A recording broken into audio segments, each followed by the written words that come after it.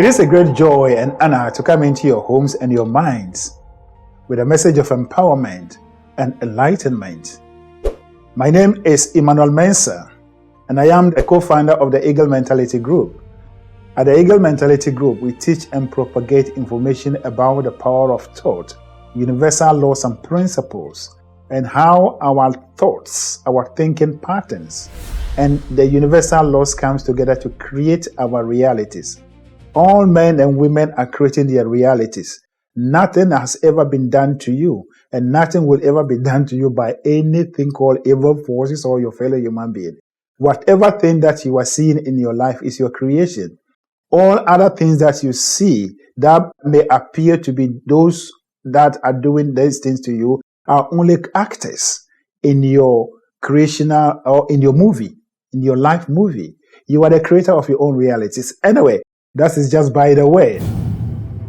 From the heart of Africa, a new way of thinking is rising. Like the eagle, we rise above limitations, seeing farther, thinking deeper, and becoming more. We are the Eagle Mentality Group, illuminating and transforming Africa through the power of thought. Today, I'm going to speak to you on another important thing. And I am going to reference the Bible in this. According to the Bible, that which we have seen and experienced is that we bear witness to. I'm not quoting, but I'm just paraphrasing. That which we have seen and experienced is that we bear witness to. And so a man or woman cannot say anything that he or she has never seen. If you read a book and you take that book and use it to develop another thing, you only have the academic knowledge. If someone tells you the story, you only have someone's narration. Sometimes it may even come with distortions. But when you experience the thing itself, then we say you have first-hand experience, and therefore you know it. Therefore you can speak about it with certainty.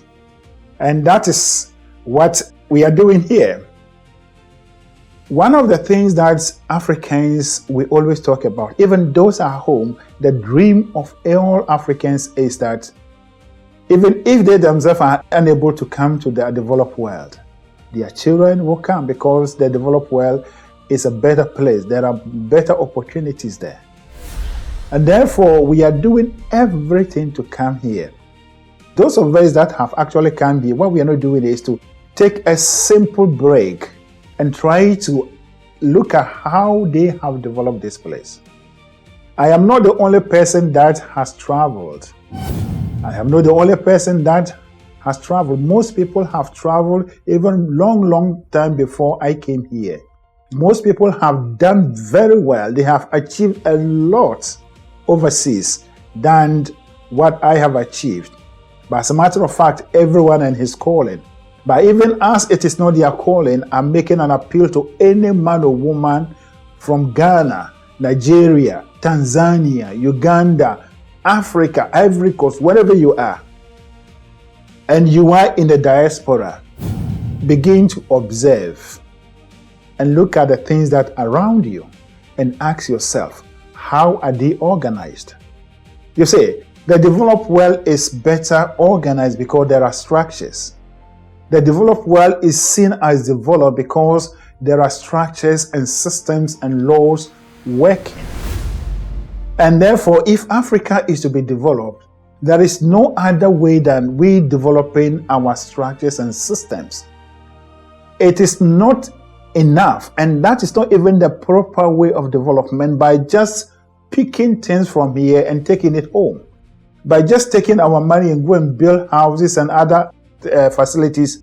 But if we take the ideas here and enforce it, try to, influence it in the way things are done at home, we will get a better result that most of us will even be bold enough to return home because Ghana and Africa has been developed. That if we go back, we will not find ourselves wanting. We will not be so disappointed in the system. And so today I am going to speak just about one of these things, and this thing is practical. And I'm appealing to any man or woman that is in Canada. If you are in Ontario in particular, and if you are in the GTA area, I'm just appealing to you to do this exercise. We talk of Ghana's water bodies being destroyed by the Galamsey system in Ghana. But how did it even come about? It is because there are no proper way, there are no proper strategy, there are no proper systems to maintain and protect our water bodies. And so if you are in Canada and you are in Toronto, or maybe in Mississauga, in P region, upwards, Horton region, you will realize that there are a lot of rivers. And one of the prominent ones, one of the rivers in my area, I live in Brampton, is what we call the Credit River. The Credit River actually flows all the way. It cuts across different regions and then down into the Ontario through a city called Mississauga. So if you go to Port Credit, which is in Mississauga, you will see all these things happening. But as a matter of fact, this river is protected by every region that it passes through. So Horton region takes care or protects the part of the river Credit that passes through Horton region. And then when it comes to P region also does the same thing.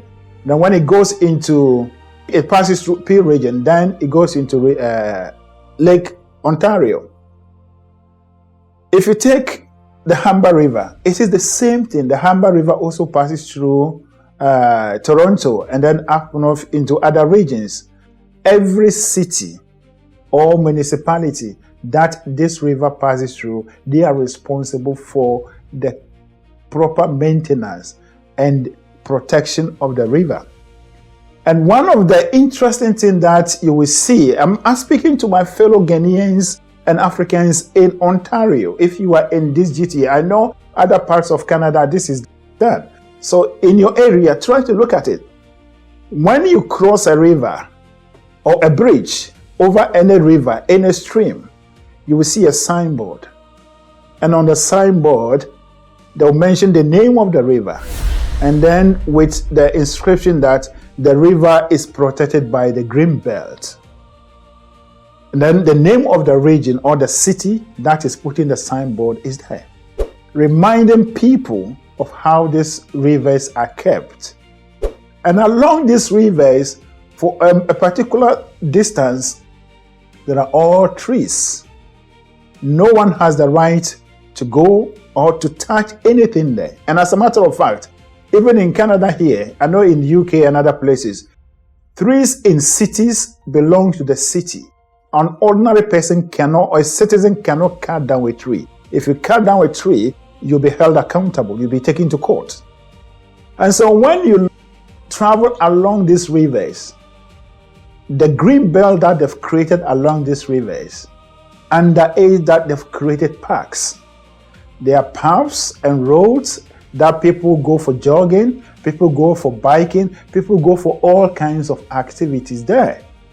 This thing is there. If you are in Canada, if you are in Toronto, look for the Humber River. If you are in Mississauga, look for the Credit River or the Etobicoke Creek. You will confirm whatever thing that I'm saying. If you are in Brampton or in P region, you will see all these things happening. But what do we have in Ghana? Nothing. We have just left everything down. We are not organizing, you see. And so what we are seeing today in our lives, as our water bodies being, destroyed, everything is being depleted, it's not something that came to us by the work of the demons. It is not something that came to us by the work of the devil, but it is as a result of our own lack of initiative and our own lack of foresight and the ability to think through and also develop our lives on principles such that our laws will be workable and enforceable. You see, so what we are seeing is simply lack of principle. What we are seeing right from the top the president, not His Excellency John Mahama as a person that I'm referring to, but whoever has occupied the position, we are all Ghanaians. And so we demonstrate the same kind of character, the same kind of habit. We are all lacking principle. And this is the time that we have to bring principle into our life, you see. And so when you see this, I am making this analysis because I want to lay emphasis on the need for the reformation of our government structure, our government system, the decentralization of authority from the central government to the district administration, the local administration, and taking the right steps to strengthen the local authorities in such a way that they have the power and the available funds, resources to do all these things. Back to these rivers, those who maintain these rivers is an employment to them. The park along the rivers is an employment to them. You see, so all these things are employment creation. The government is using all these things to create employment. But these people are being employed by either the big cities like the city of Toronto or Mississauga or Brampton. They are the workers of the city.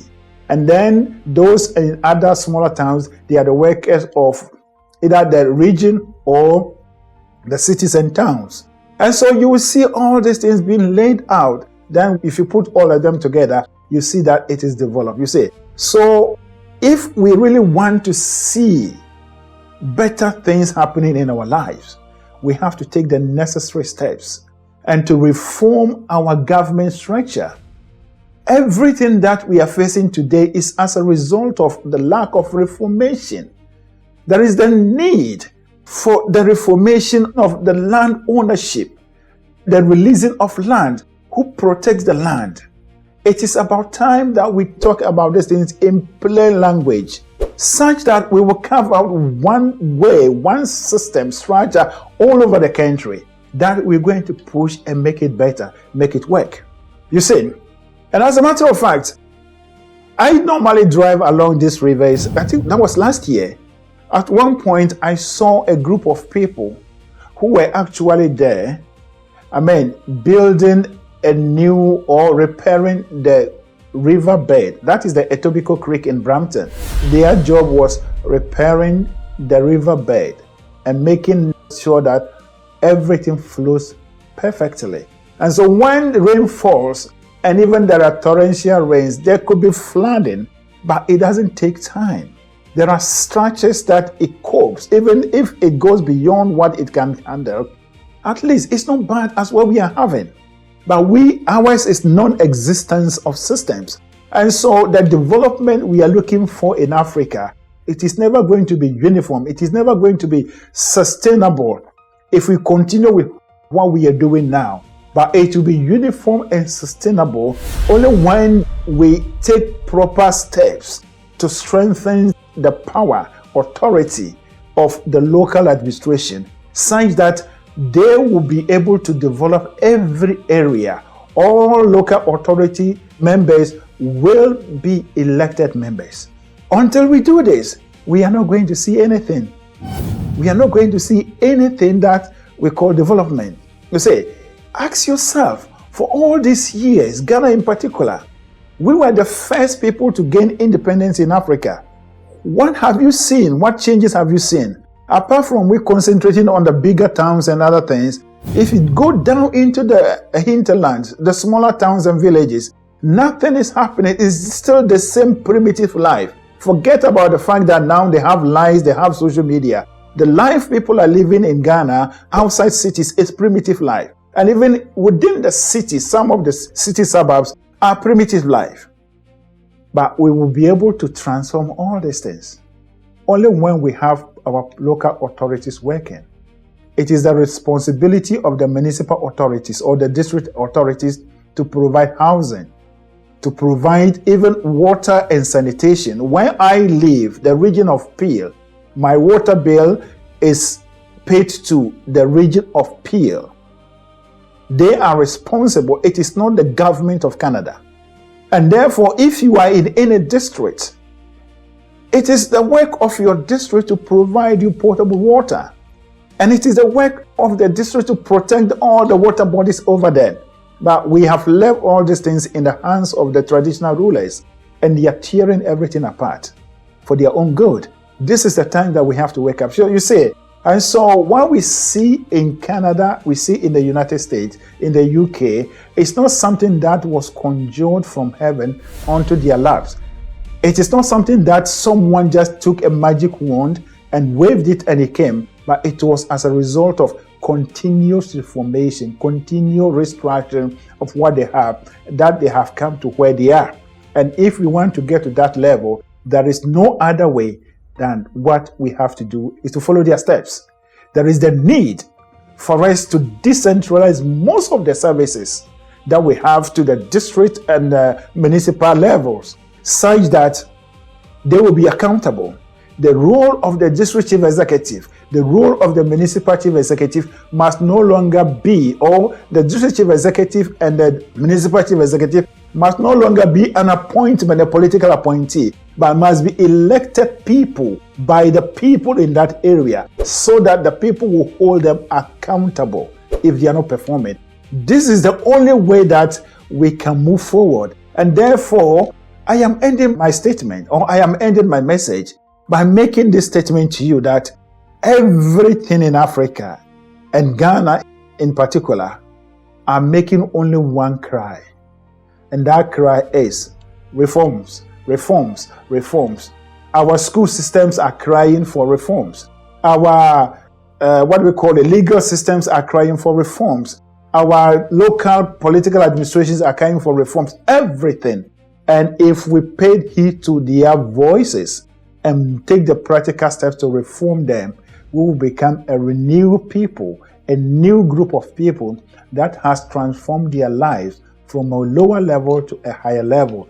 You will know the truth, and the truth shall set you free. It is a lot, and therefore I cannot say much, but this is to provoke you, and this is to bring your mind to some things that you are not aware of. And as I said, whatever I am saying, whatever I've been presented in my episodes, is a practical life, over 20 years life in the UK and Canada. And whatever I'm saying is something that I have lived, I have experienced. And as a matter of fact, at a point, I've been part of the rendering of some of these things because I was a teacher in England. And therefore, what I have seen, what I have experienced, as the Bible says, is that I'm bearing a witness of. And therefore, I call on all my brothers and sisters in the UK, US, everywhere in the diaspora, perform your own research and confirm what I'm saying, or even make your own video to deny what I am saying. Thank you, and God bless you. Once again, I just want to make this appeal to you. As you close the page, click on the subscribe button and also click on the share. Circulate these messages and let us bring the message of empowerment. We are empowering ourselves such that we will demand what is due, what is requested of us from our leaders, and keep them accountable. Thank you, and God bless you. Join, subscribe, follow, like, and share our content on YouTube and Facebook.